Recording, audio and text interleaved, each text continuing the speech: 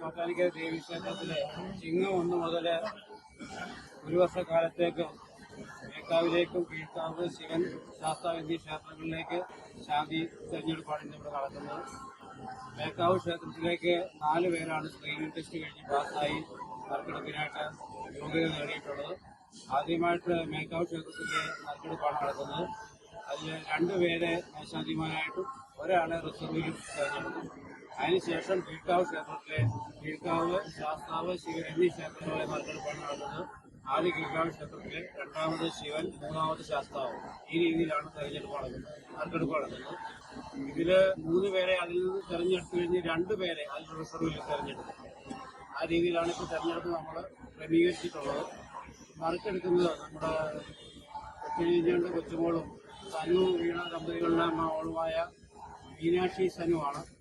1ാം class ജോർജിയൽ സ്കൂളിലെ 1ാം class വിദ്യാർത്ഥിനിയാണ്. ആ കുട്ടിക്കാണ് ഈ ക്ലാസ്സിൽ ആ ഭാഗ്യം കിട്ടിയിരിക്കുന്നത്.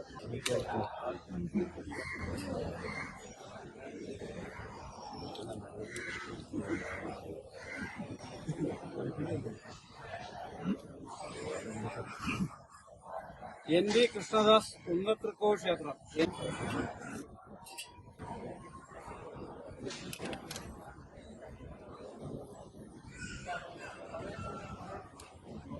K. വിജയരാജ്, നെട്ടൂർ ക്ഷേത്രം.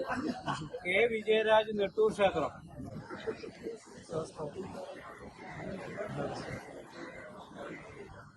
AS പ്രവീൺ, എറണാകുളം ശിവക്ഷേത്രം.